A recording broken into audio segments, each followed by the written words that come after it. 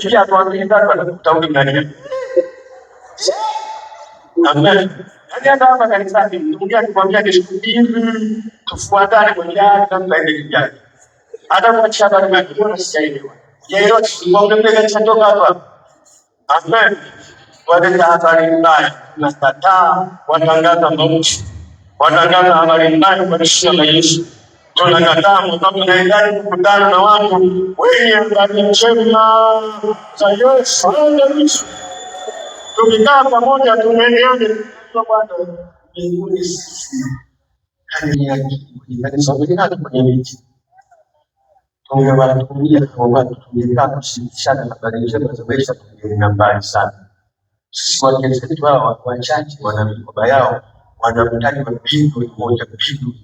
Sio pindu kwa wana mikoba ya wanawake tu wachache ina pindu moja. Sasa kwa kwanza nilianza kanisani watu wetu. Sasa tukao katika kusaidia kale nywele zake. Wewe unapata angalia mtu wake mwembamba yake. Ndio kusaidia na tuwatuliza ndugu zangu na mahali naenda wapi hapa ndio mahali pa kutoka. Amen. Hapa tunakutana kule kwenye amani hapa ni mambo shukuru mshikaji kukutana ndio kwa amani ya Bwana. Una amani unaenda kupata Jumapili ijayo hapa. Amen. Kanisani Mungu anatuka mbele kwenye maisha.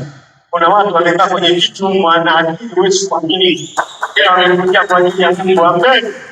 Katika tendo kushengenyana, sasa tumechoka, katika mambo hayaendi. Ndio maneno yetu mashindano yanajaza habari mbaya na kuruhusu kujenga mshuku, kujenga madhabahu ya kukata tamaa, tukane anapanda ile madhabahu, anakurudia mpaka unalia. Tunafuta hizo habari mbaya kwa jina la Yesu. Ndio hapa ndio tuanze kusonga mbele. Haleluya. Tuanze mbele. Amen. Yesu na Mungu